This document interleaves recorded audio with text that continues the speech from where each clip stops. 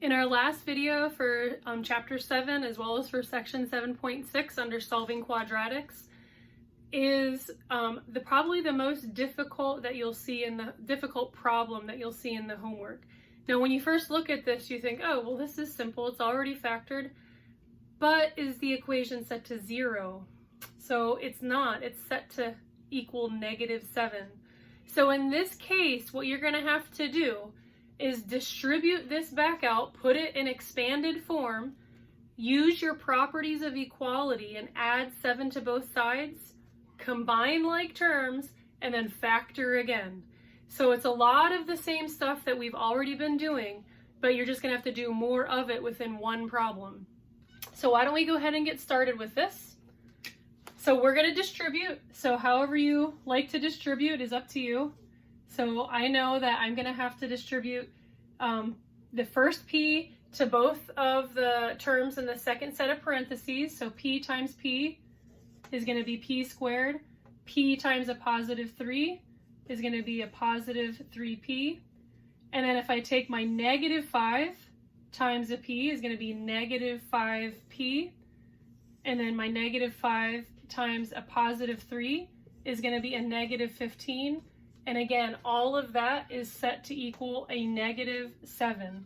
So all I did here was stuff from chapter 6. We just distributed this out, put it in expanded form, so that way, whenever we use our properties of equality, we can combine all these like terms and we'll end up with a trinomial again, and we can just refactor it. So the next step that I'm going to use, I'll use the orange one, is we are going to add 7 to both sides, okay? By adding 7 to both sides, we're setting the equation to equal 0. And remember, that's our 0 product property, and we like to use that. It makes factoring really simple. So we're going to cancel these out, and now at the same time, I can combine these terms. So I'm going to have a p squared, and a 3 minus 5 is a -2p. Correct? So +3 minus 5.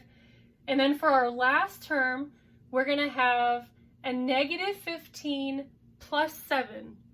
So, or a 7 minus 15, which is going to give us a -8.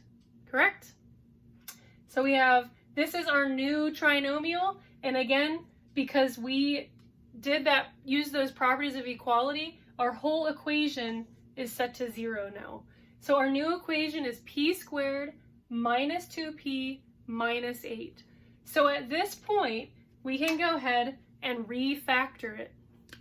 So to refactor it, we're just going to use our same set of 2 parentheses. And again, it's all going to be equal to 0.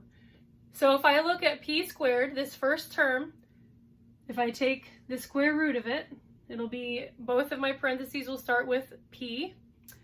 And then my signs are going to be different. So this negative sign on the end means I'm going to have a p plus and a p minus.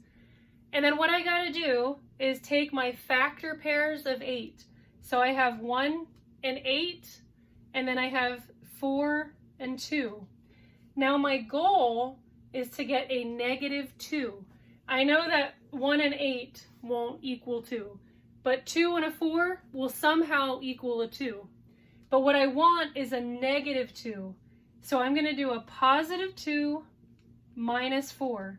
So +2 minus 4 will give us a -2. And then a +2 times a -4 would give us a -8. So now this is completely refactored using the 0 product property. So the whole equation is set to 0. And now we can go ahead and solve and figure out what p is going to equal. So we have p equals, what's the opposite of a +2? A -2. And what's the opposite of a -4? A +4.